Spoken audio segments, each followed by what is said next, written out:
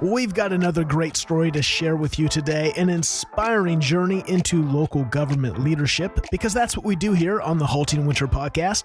We tell the stories behind the titles, the unique paths into public service, and the moments that shape how these leaders show up, even when the work gets heavy. Every day, local government quietly makes modern life possible, and behind every service is a person doing work that often goes unseen. This is the Halting Winter Podcast, and I'm Seth Winterhalter. Every week, I have the pleasure of sitting down with local government leaders from across the country that remind us where government really lives, locally, doing the work that truly matters. This is the work that builds belonging. Before we hear today's conversation, I want to take a moment to thank our sponsors. Tyler Technologies has been exclusively serving the public sector since 1998, partnering with cities and counties to make their work more manageable, more connected, and more effective. From smarter budgeting to artificial intelligence, Tyler equips local governments with software and solutions that help leaders serve with clarity, efficiency, and impact. You can explore a variety of free resources at tylertech.com/winter. That's tylertech.com/winter. And if today's conversation resonates with you, I want to invite you to check out the Municipal Leadership Development Circle. It's a global community of local government leaders who are committed to growing together, supporting one another, and leading well in the middle of municipal pressure. You can learn more about the MLDC at haltingwinter.com/MLDC. That's haltingwinter.com/MLDC. And now, let's turn to today's conversation. My guest on the podcast today is Al Vanderberg, County Administrator in Kent County, Michigan. Back to Michigan, where I hear it has been very hot. Al, welcome to the podcast. Great to have you on today. Thank you, Seth. Great to be here. Man, I can't wait to dive into your story. I was just out in Michigan, a couple months ago for the Michigan Association of County Administrative Officers. We've had a handful of you guys on. We've had Bridget, obviously she started it, Granson on episode 181, but recently we had Christopher Wren on, Caitlin Zeitz, Jeremy Scott was just the podcast today, that was released. And so now we get to add you, and you have just a fascinating story. We're going to dive into it, especially what notices me. I see music in the background, and so I'm fascinated as a bold professional conductor. I want to figure out what that is. But let's go back. Let's do what we do here.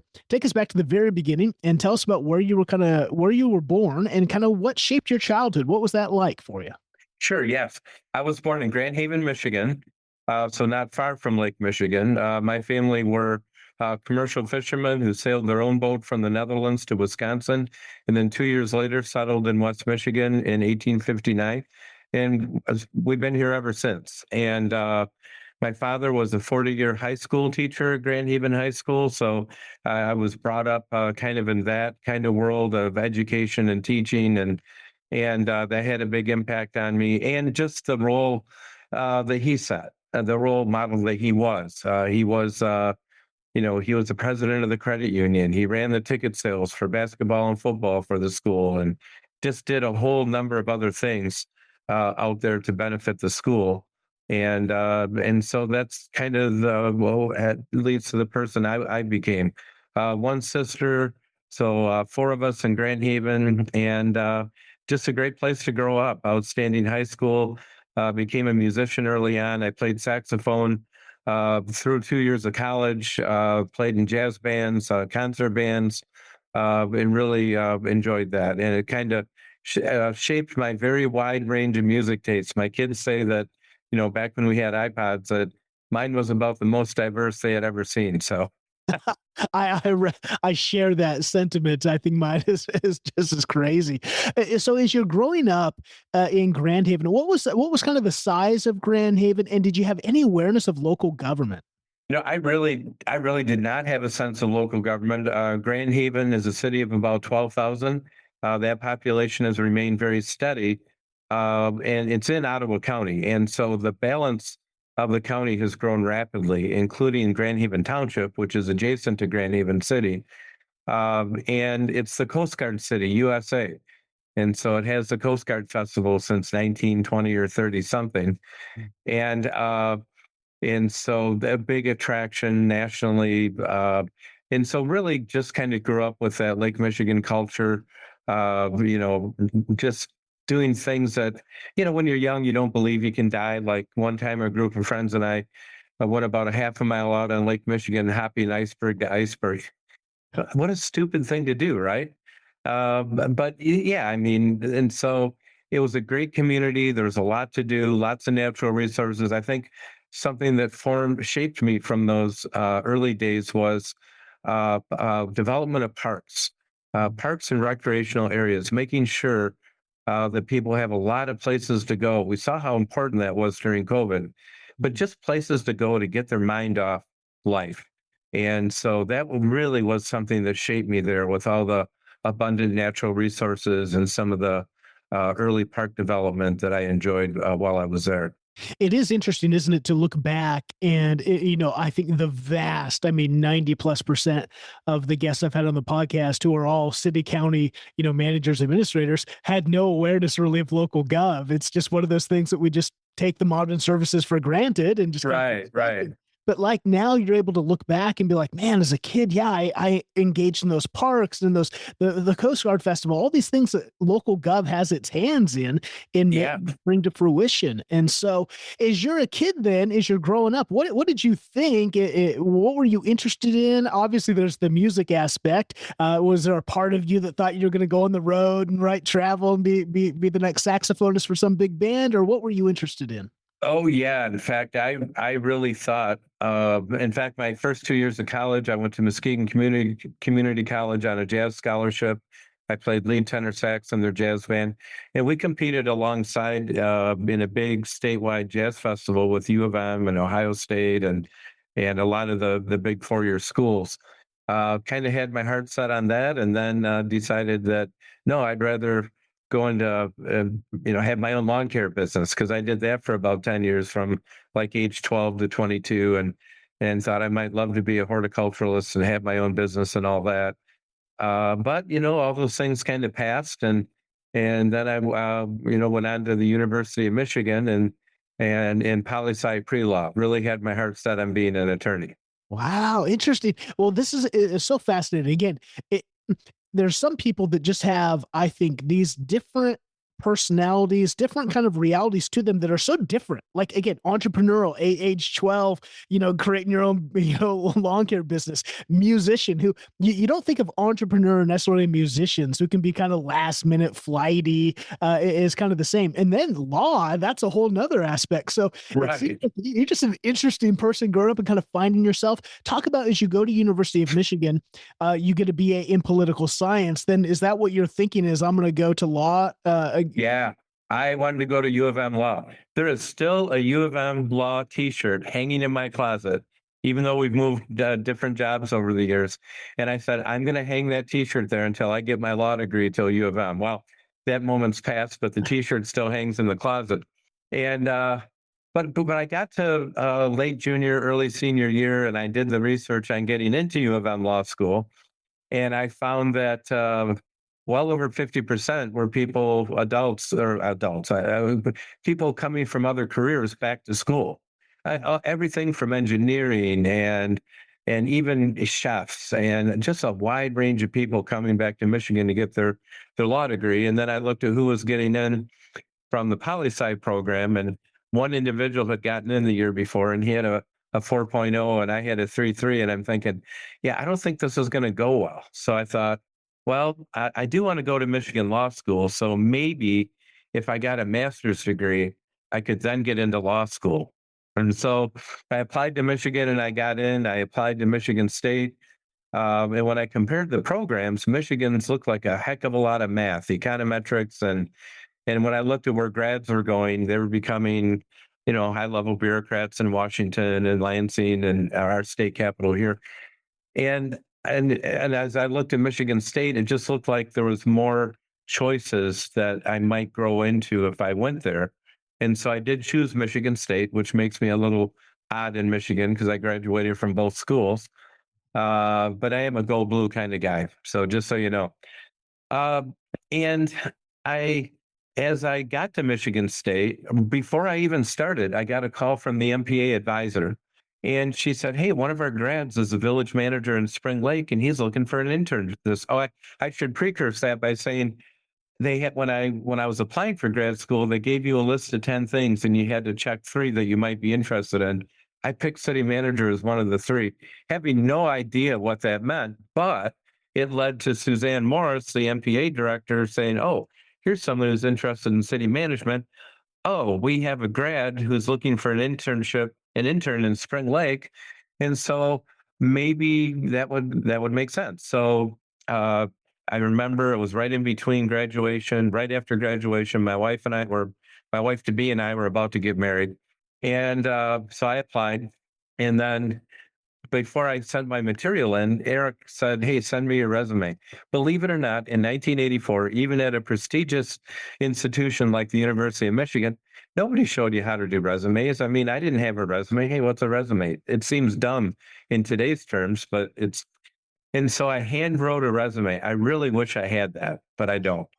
And I turned in my handwritten resume, and I got a call. I was up at my grandmother's in Muskegon helping her with some stuff. I get a call. "Hey, would you like to interview?" So yeah, okay. So I interviewed with Eric DeLong. We talked for about an hour. He took me to lunch at the Holiday Inn. He got perch with fries. So what did I get? Perch with fries. And so then I go to reach for the ketchup after 5 minutes of talk, and I put ketchup on for my fries. And Eric says, "Al, whenever you're interviewing, never take the ketchup first. Always let the interviewer take the ketchup." I didn't know the man and what amazing dry humor he has. I'm just going, "Whoa, what a jerk." Anyways. So then he drives me around town, and actually still at lunch, he says, "So I've got another finalist. Why would I pick you over this person?" What do you say at age 22? I'm a hard worker. I work hard. I'm a really hard. And so then he keeps pressing that question. By now we're touring around town. He asks it for maybe the 5th time. And I go, "Well, this person went to Central Michigan University, and I know people who went there and worked full time and got straight A's and partied their butts off. I went to the University of Michigan, and I didn't have a job, and I worked my butt off to get good grades." And then later in that drive, he said, yeah, I went to Central Michigan University." Yeah. So I thought, well, okay, that kiss that one off. And then so I'm get a call from him about a week later, and he says, "Hey, I'd love to have you come work for me. It's $3.75 an hour." And I had just come back to the restaurant I'd worked at for several years, and they were paying me $4.25 an hour. So I turned them down because we were getting married and I needed the money, and I had no idea of the value of the career I could enter here. Now, and so I turned him down. So long silence. And he says, "How about if I pay you another 50 cents an hour? Will you come work for me?" And I said, no. I turned him down twice because the job ended at the end of August, and MSU at the time was on an agrarian calendar. And so they didn't start up till about September 1st. And I wanted that extra month of income. So and they had longer silence. "If I let you work to September 1, will you come work for me?"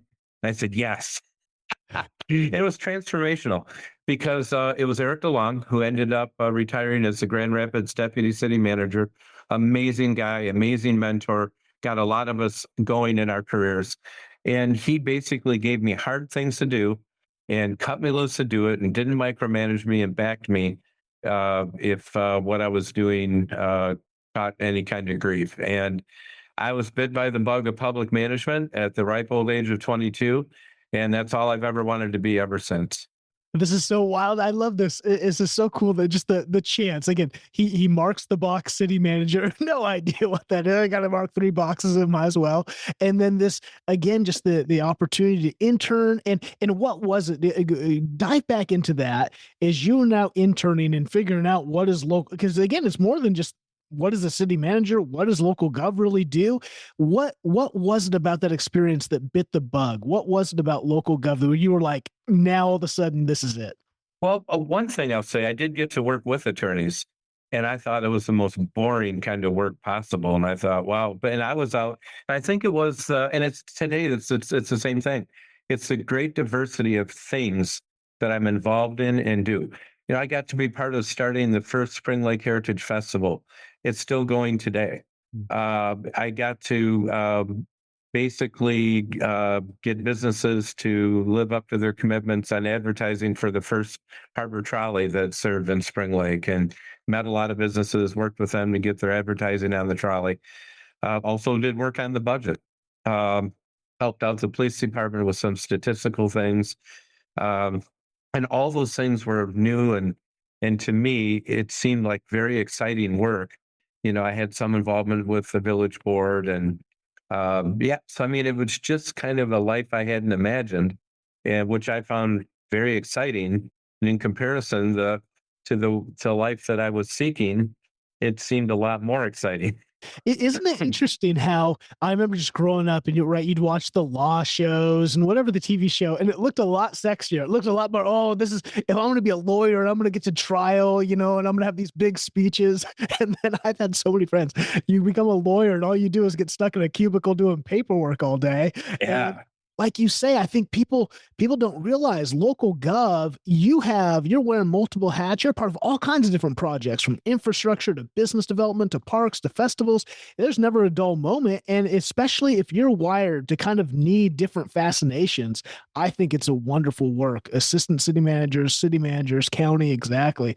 So you're doing this. Walk us through then from the MPA to up to the first stop I have is Greenville, Michigan, assistant city manager. Walk us up to how you end up in Greenville. Sure. Yeah. So from Spring Lake, I did a year as a budget policy analyst for Ingham County, which is where Lansing is, our state capital, and then on to City of East Lansing, where I did a 7-month internship. That was also transformational for me. I got to work on quality circles type thinking and quality improvement, and really walking out and meeting employees. Why are you doing the pothole? Because those idiots in City Hall are making me do it. I mean, just kind of getting more of a sense of, we can make things better.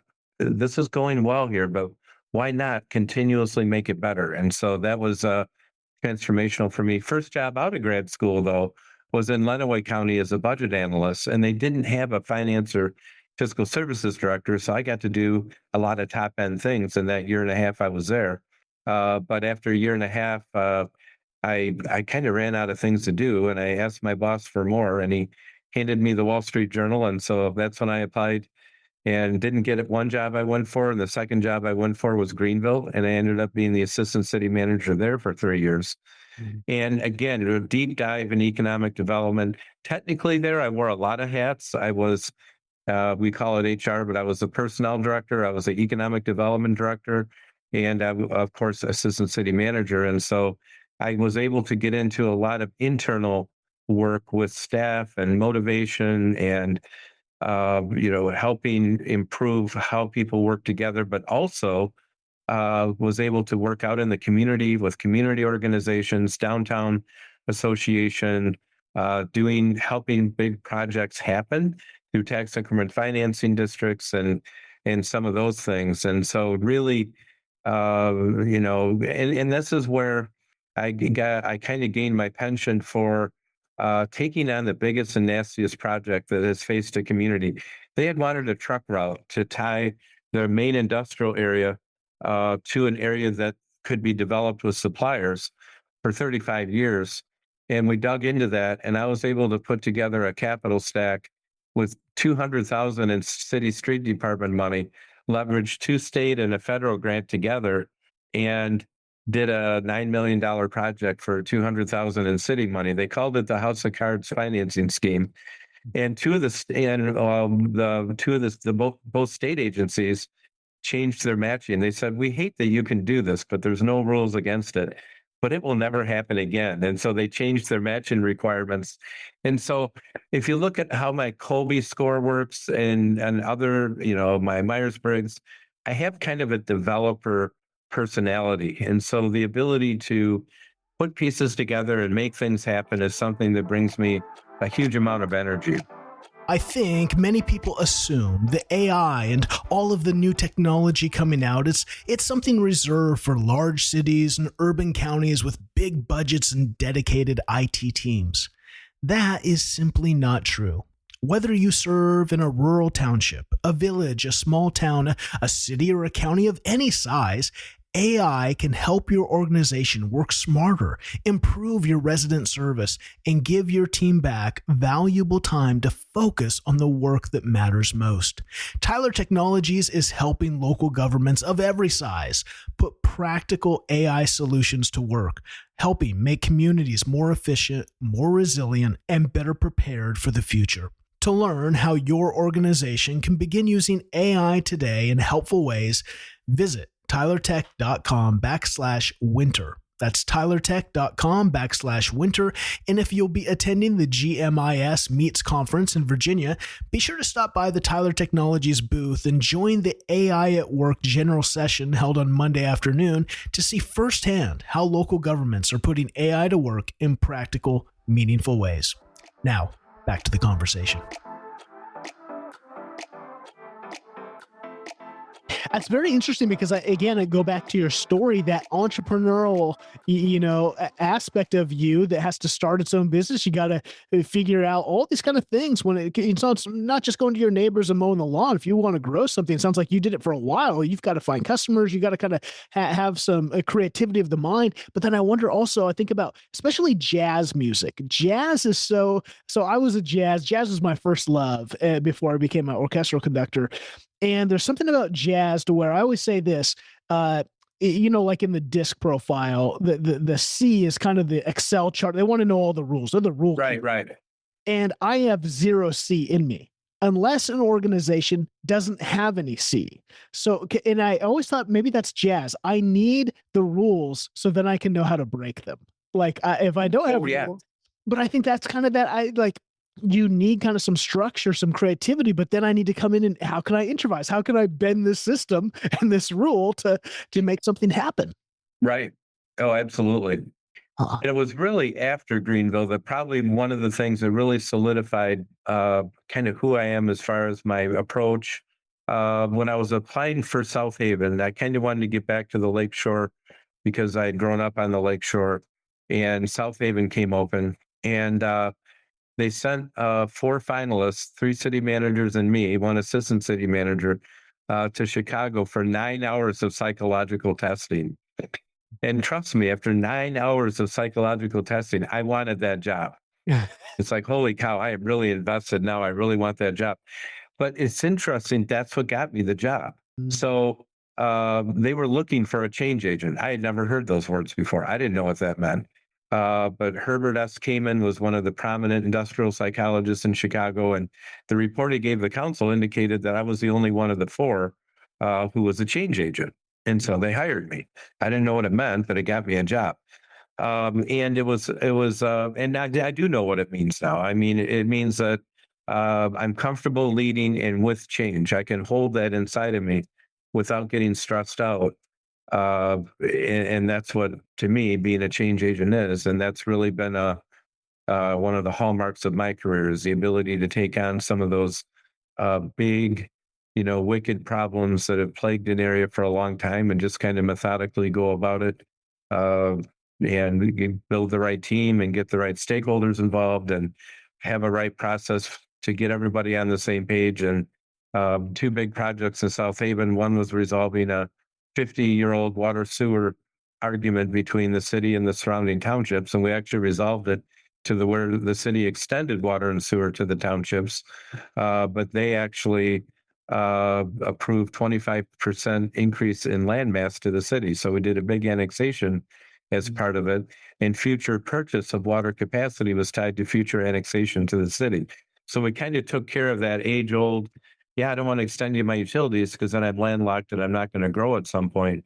We set it up so the townships, which were much bigger in size, were able to get the water and sewer they needed for growth, and the city was able to grow as a part of that without going through annexation processes that were iffy at best.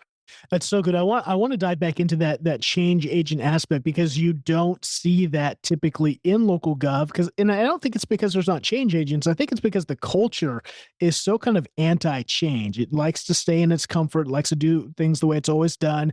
Just kind of wants to keep all the parties happy. So I want to dive into that. But let's go back just for a sec. You're the assistant city manager in Greenville. When did you know you wanted to become a city manager? Because those two roles are they're pretty different in light of the drama that a manager now has to deal with electeds. They have to deal with kind of that role is now the face of the organization, and the ACM role is pretty fun. You get to do a lot of different things. Were you ever tempted just to stay in that, or what drew you to city management? Well, I kind of had that goal stuck in my head from age 22. And, you're right. I had a great time at Greenville, and we were doing really big things for that town.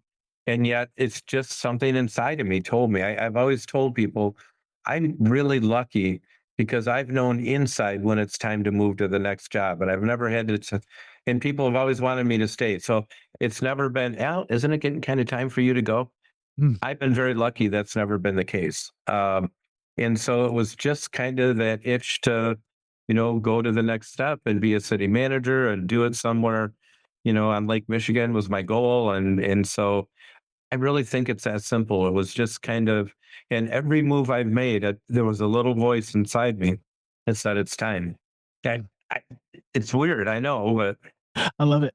Well, see, here you are. So you become the city manager in the city of South Haven. And for the national audience, if you are on the shore of Lake Michigan and you look directly across, you're kind of looking right in the middle between Milwaukee and Chicago.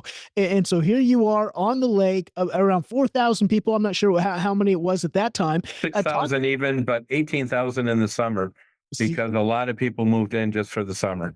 And that's what a lot of these, I just had on the city manager in Traverse City, and he talks about, it's like, I can't remember, 15,000 people, but it swells to like 500,000, during the, it's just crazy. And so talk about what it was like to be the city manager, and you're there for, almost a decade, I think good 8 years.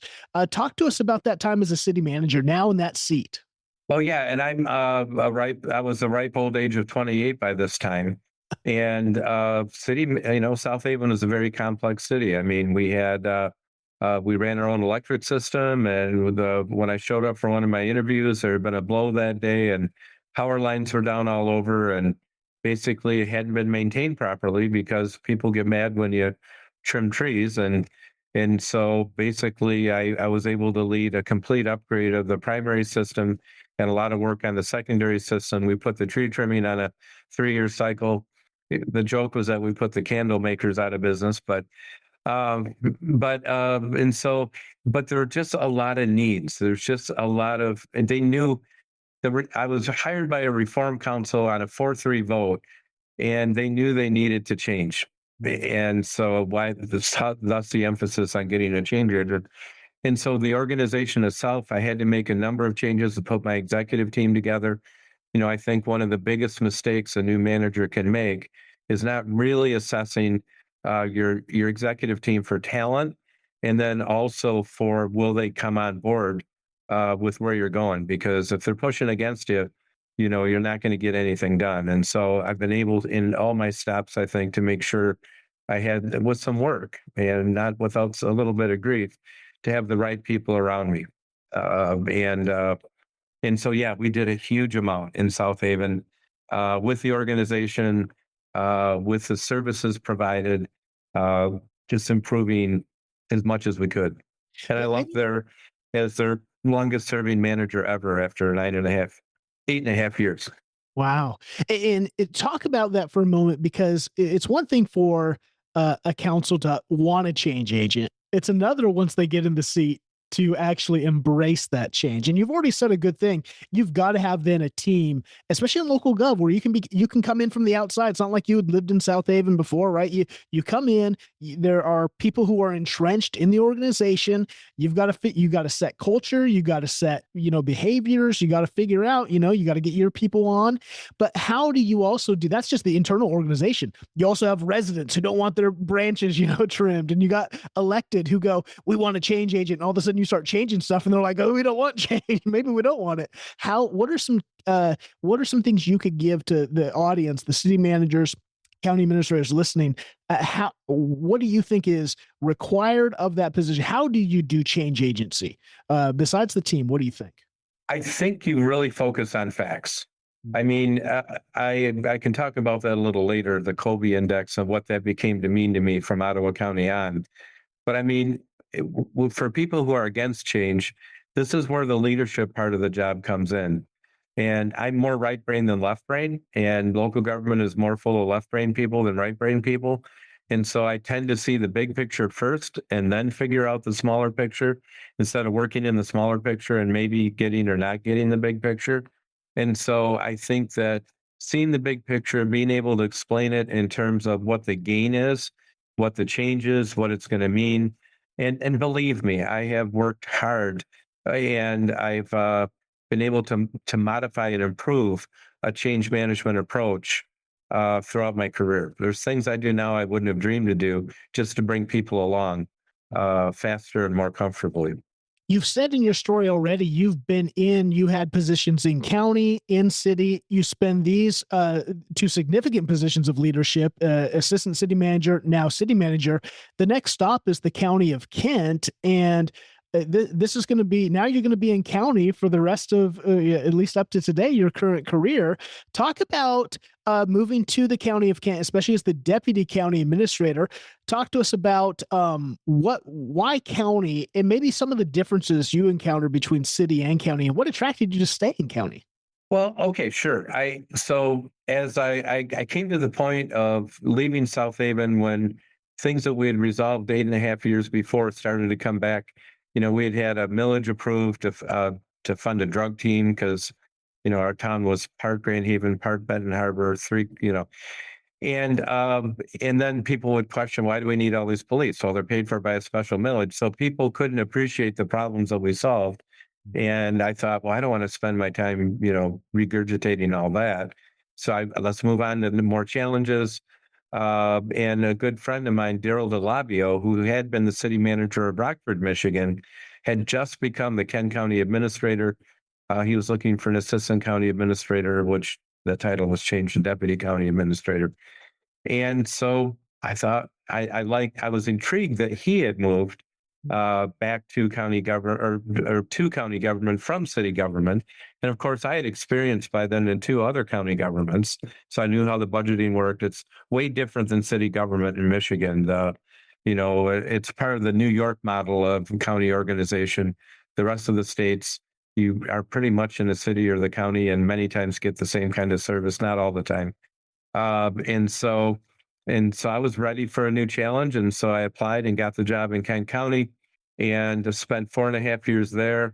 And really, so Daryl recognized that I was a change agent and that he wasn't. He's still one of the finest administrators I know, but he was far more left brain, an amazing planner, really kind of that, you know, approach to management.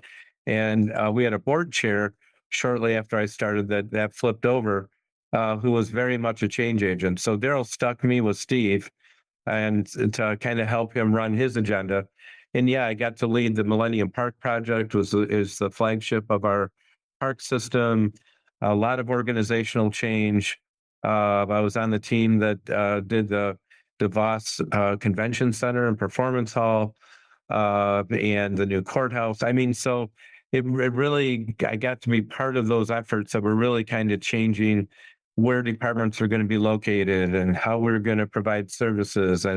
And so it was really an action-packed 4.5 years and just an amazing experience to be at Kent County. And from Kent County, you're going to become the county administrator in Ottawa County. So was there any temptation to go back into city government, or did the county pulled you? What was there? You know, that's really interesting because I really wasn't tempted to go back into city government. When I was in South Haven, I had applied to do 2 jobs in city government that I didn't get. And it's either fate or somebody's really watching over me because every time I didn't get a job I applied for, there was something better down the road. And so I have no regrets about the jobs I didn't get in my career. And so, but really, once I got to Ken, I just got to a point where I felt like my leadership skills were a little, I mean, it's a different kind of management in county government. And being the deputy, I just felt like it was time for me to be the top guy again. I had a wonderful boss. We had a great staff here. We were really doing good things. Ottawa came open. It's my home county. And I knew there were some challenges there. And so I threw my hat in the ring and got that job and actually left there as their longest county administrator in their history too. So, yeah. I have this unique pleasure, this unique opportunity to meet with thousands of local government leaders from across the nation every year through conferences and workshops and the podcast. Just these interviews, these conversations are just so insightful. And one of the things I have learned about local government leaders is this: the best leaders are lifelong learners, not because they have all the answers. It's because they understand that leadership, that journey of leadership, is never finished. Every challenge, every difficult conversation, every budget season, every organizational change or disruption is another opportunity to grow. That's why this summer we're doing something different inside the Municipal Leadership Development Circle. We're launching a special summer series called Stories That Shape Leaders. You know that every week I take a best-selling book, usually a business book, and we break down its insights and apply them to local gov. This summer, we're taking biographies, memoirs, timeless leadership books that don't necessarily fall into those typical business, culture, strategy kind of genre. And we're going to explore the lives, the decisions, the failures, challenges, the lessons of leaders who navigated incredible adversity, who had to build trust when hope was fleeting, who inspired others not only to dream but to take action, and who left a lasting impact. Leadership isn't shaped just through strategies and frameworks alone. It is shaped through stories. Stories that challenge assumptions, stories that expand our perspective, stories that help us become the leaders our communities need us to be. When you join the MLDC, you unlock the entire summer series, but you unlock even more. You unlock the weekly leadership content, the live mastermind sessions, the nationwide community of local government leaders, and all the MLDC resources, not just for the summer, but for the rest of 2026. If you are looking for a place to continue growing this summer while connecting with leaders who understand the unique challenges of local government, I would love to invite you to join us. Learn more at haltingwinter.com/MLDC or simply use the link in the show notes. Now, back to the conversation. I love it. Well, for the national audience, again, Ottawa County is the one directly west of Grand Rapids. It's the one on Lake Michigan. Yes. It touches Lake Michigan. So a population of over 300,000. So Right.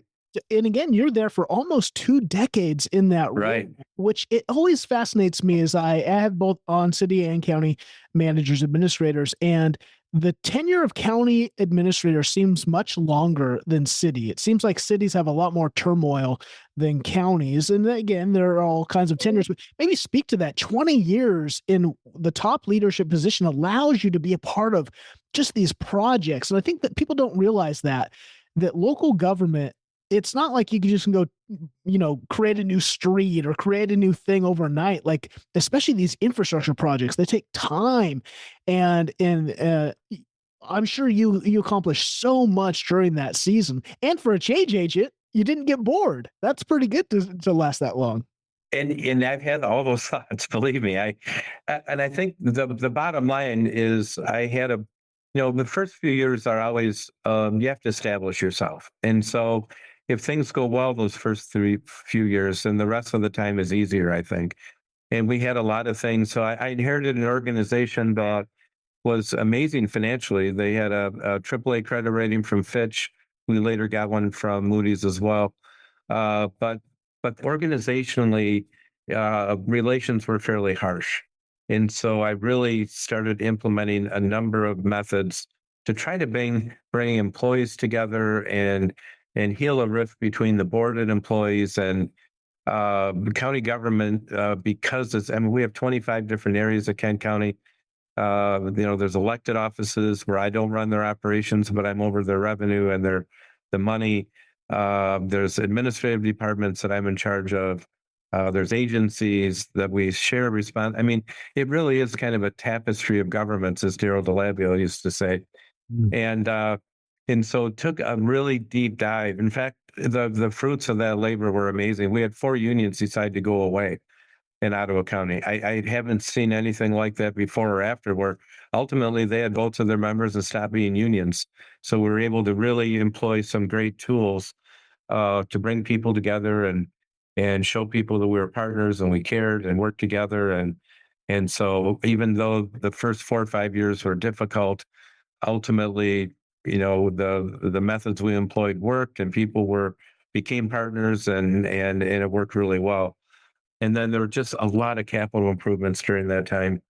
The big grand courthouse in Grand Haven, we were able to develop it in the spirit of the 1895 courthouse, built a new courthouse in Holland, kind of a deal with the city where we have the district court and the police department kind of in a conduit kind of facility, and a lot of other capital improvements. So and we're able to apply IPD thinking with the last project we did before I came to Kent. So, the board over time, once I established myself, were very supportive of innovation.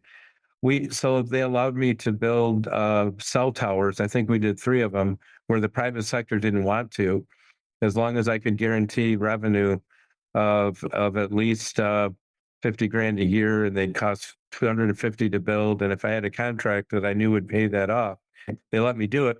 And then what we did is we were able to develop a robot with a company in Connecticut. And we were told we had the first functional robot in local government management in North America. I mean, I don't know. I was always looking for somebody to compare notes with and share stories and miseries with and all that. And I never found anyone. But yeah, Francesca was on duty and she was a wayfinding robot. And so we were able to do some very innovative things. And the commissioners had our back there. But we also proved ourselves. I mean, when the Great Recession hit, we were able to take a different innovative approach to health. And we cut our health spend from 11 million down to 5.5 a year. And so, we're able to kind of apply that thinking in a whole number of different areas. And so that was, they kept saying yes and investing and partnering. And so ultimately it was just kind of like this almost 20-year lab of trying and sometimes failing, but mostly succeeding. And yeah. You said something here that kind of stood out that I think the audience is going to glean some really incredible insights from. Back to your story. You have this kind of split, this interesting look at, you've got entrepreneurial kind of, I would say some left brain, but some big vision, but also that jazz, that musician, that you've got just this interesting makeup of you. And when you shared just now this story of coming into Ottawa, and again, you're the change agent, you're there to get projects done, you're there to bring momentum, and yet you took the time to reset culture. You saw a people. My first thought would be, I know some big culture, some change agents who don't necessarily, they're more project focused, not people focused. That you were both, obviously, I think, led to that 2-decade tenure there. Because it's one thing most change agents only last 3 or 4 years. They come in, they change it, and they let someone else come in and kind of do the people thing. That you did that speaks incredibly. Will you just dive into that and talk about how you did that? What are some key takeaways for the audience of municipal leaders who maybe have culture issues, who want to bring change, who want to do projects, but the people are like, because this, if you don't have people, they'll sabotage you, especially in local governments, silos, non-collaboration, people that maybe not have a title of authority, but have institutional authority just because they've been around forever and will, make it hard to do anything change agent. Speak to how you did that. Well, I think at the beginning, it was realizing that I would walk into even my own I made it into a fiscal services department, but the finance department I inherited, you could cut the tension with a knife. People were not happy. And I don't like that. I like to have fun at work. I think work should be an enjoyable experience where you face tough issues and get hard things done, but why can't you have fun at the same time? And So from the very beginning, I started doing a resident survey 1 year and an employee survey the next. And we did those every other year my entire time there. So I could measure that in year one, the board and administration had a 28% approval rating. And in year 18, the board and administration had a 80% approval rating. And our pollster said, look, don't get greedy. You're government. You're not going to do a whole lot better than 80%. So all along the way, what we were doing is we were finding out what people thought. How are we doing? And then with the employee survey, we put together a survey team that could recommend action to us. And I remember one of the early ones was creating an educational program, a little similar to what we did at Kent. And because one of the strong feedback, some of the strong feedback we got was, look, you're taking amazing widget makers and turning them into leaders and supervisors, and they're not equipped for that. You're not equipping people to lead. So we developed a whole curriculum for employees to engage in, and both employees that just wanted to get better with their skills, employees that wanted to become leaders, and then ultimately a leadership cohort to help leaders improve what they were doing as well. Mm. And so in the early years, that helped us meet people where they were at. And I started a brown bag lunch program. I just figured everybody has to eat lunch. And so we had 8 different facilities that were large enough for where I thought it would make sense to do. So twice a year, we would go to each of those and have lunch.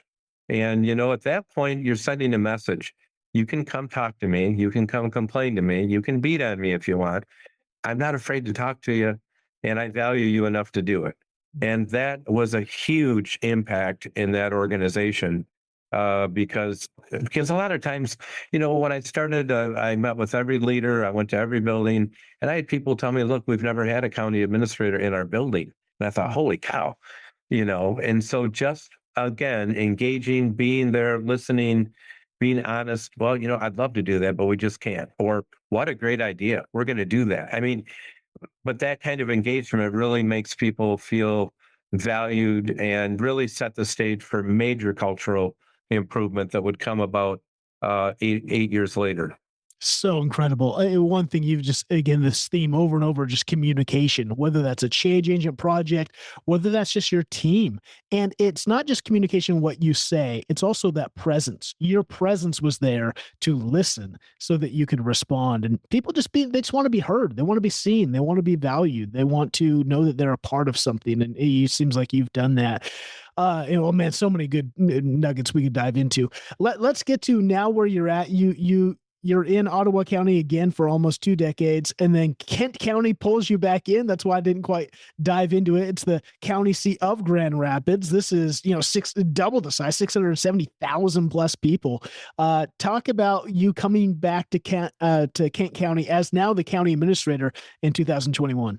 Yeah. So, Ottawa County, 7th biggest county out of 83 in Michigan, Kent County 4th, but a big difference between the counties.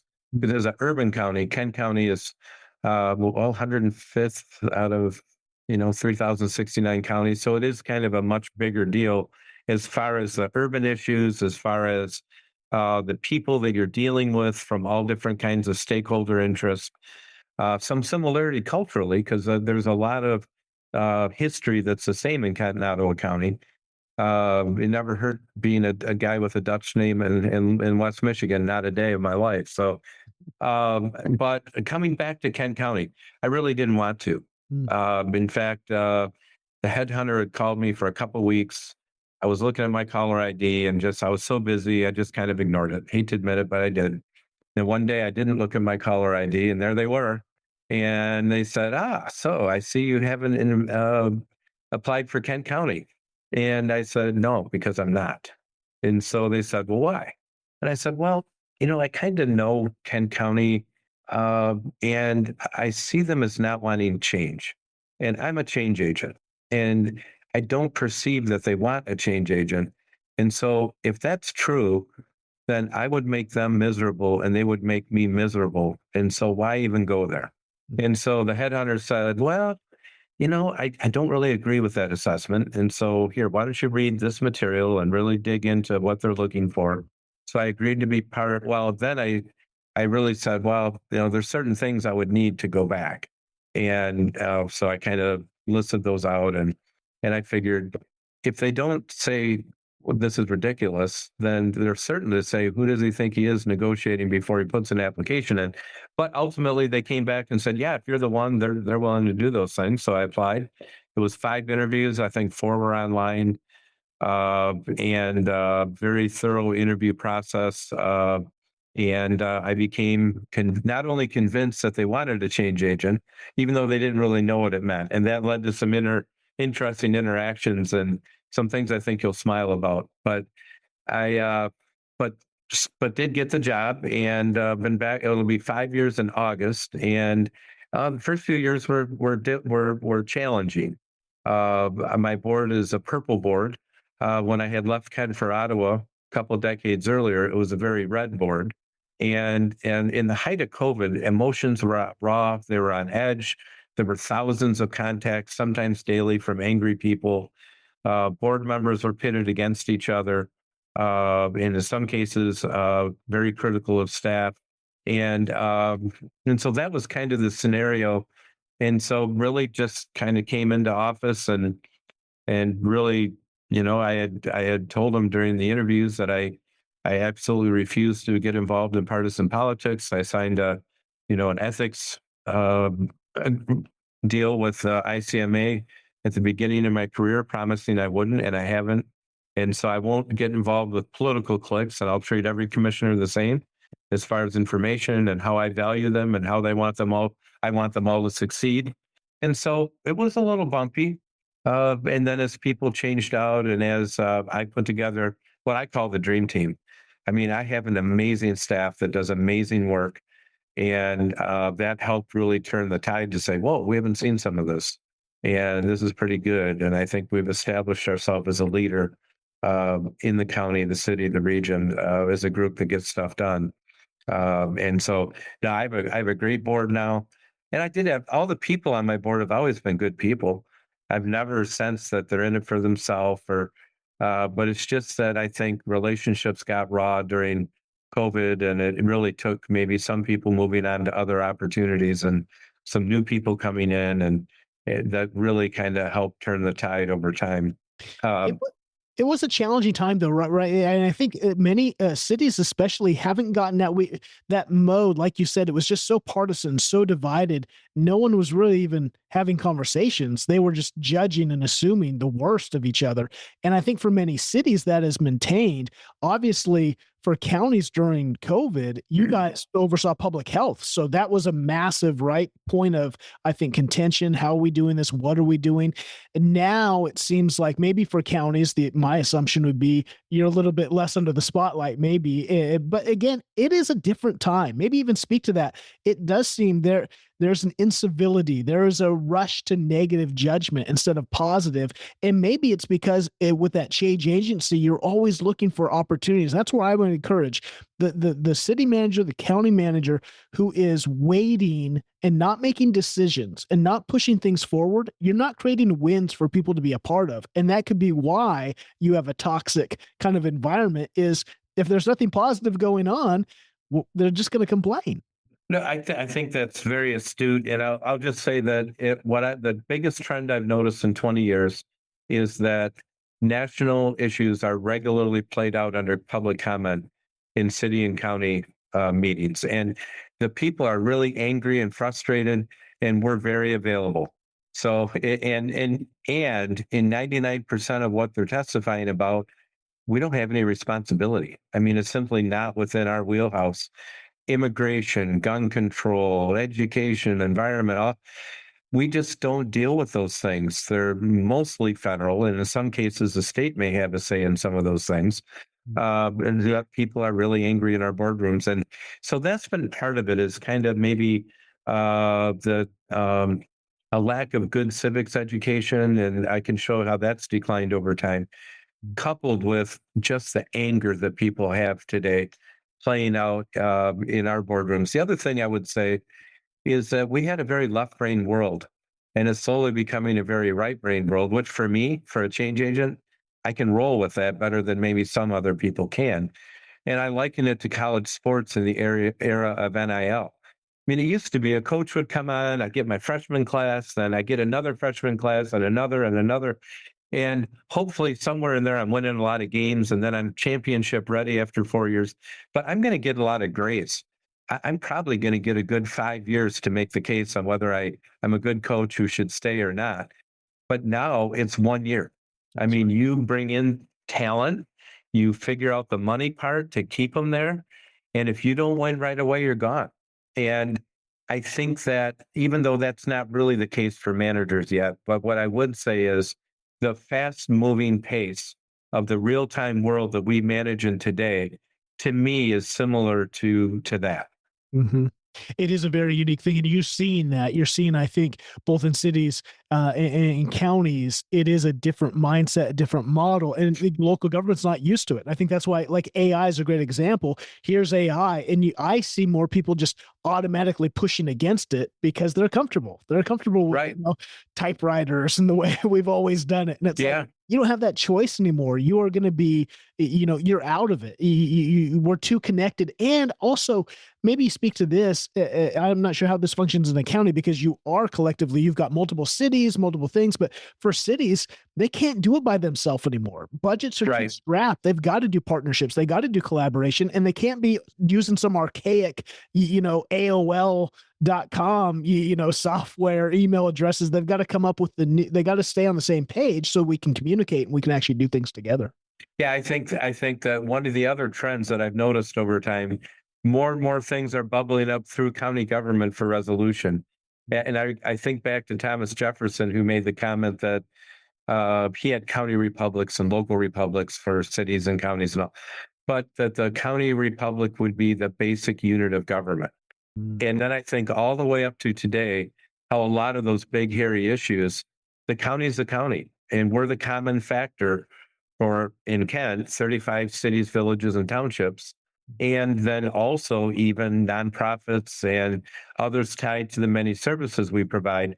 We're the natural convener.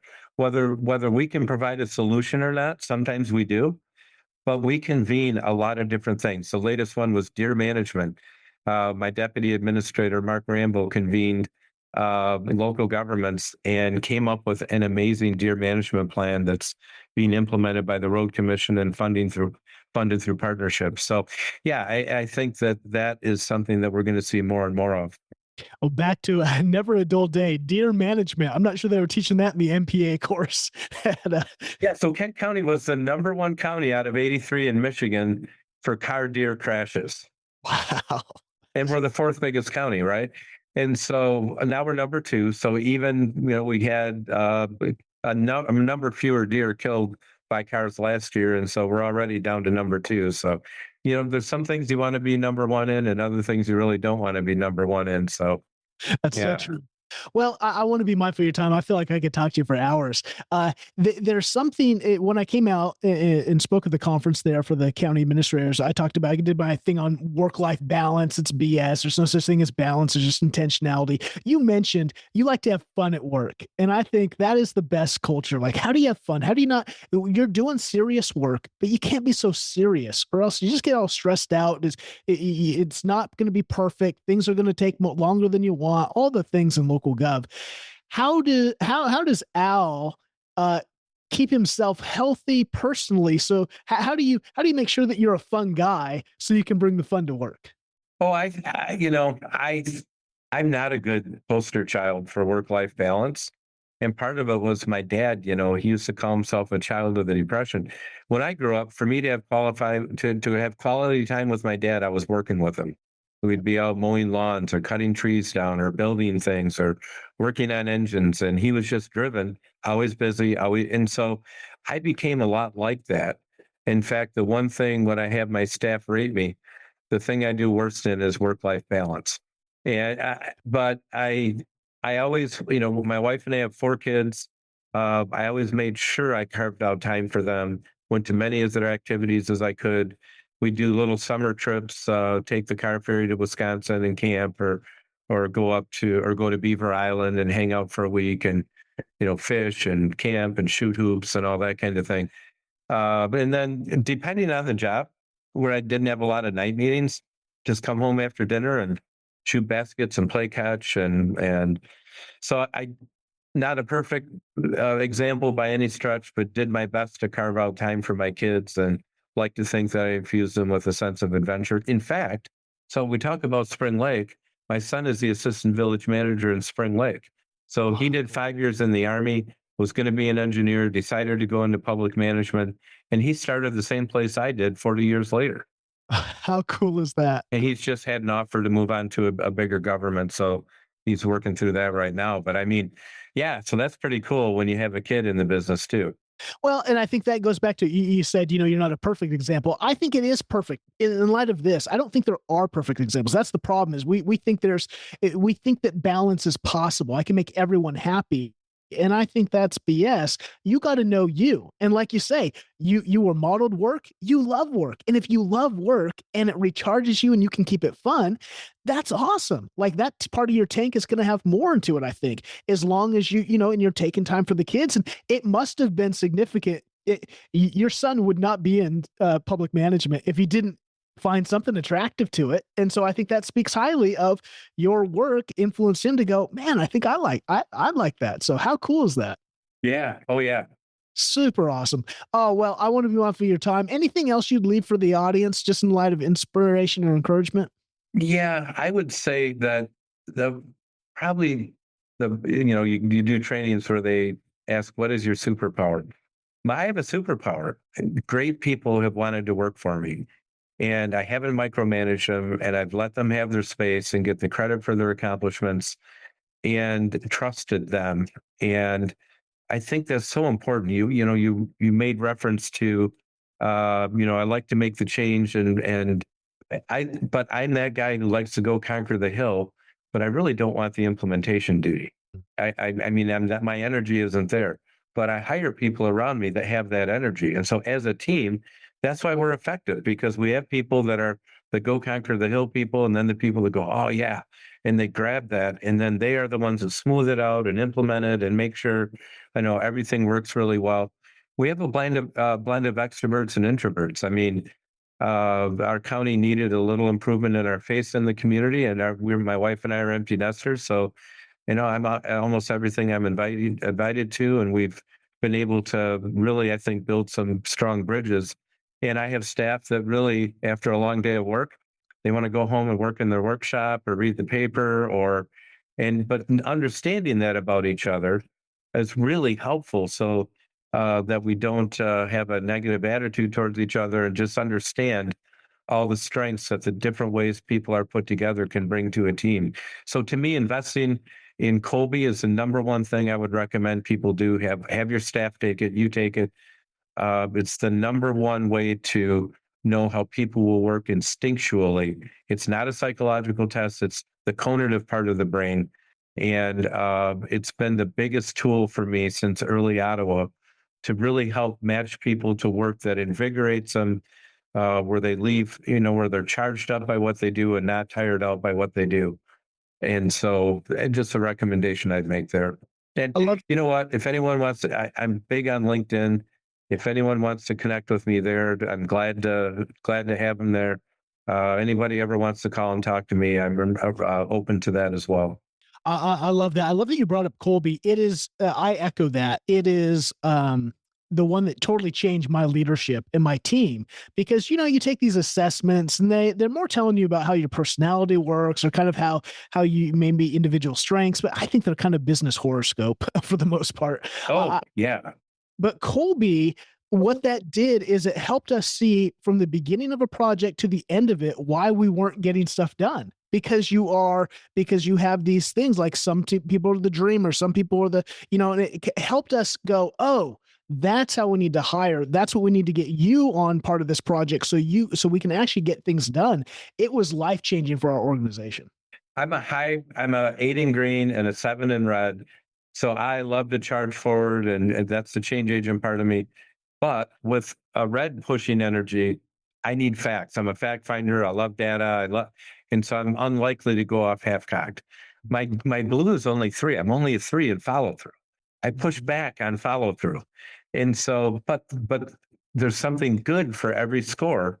in Colby. And what that means is I'm also anti-bureaucratic. So I'm a bureaucrat who's anti-bureaucratic. So I tend to look for ways we can make things simpler and not over-regulate, the lives of our residents or our staff or that kind of thing.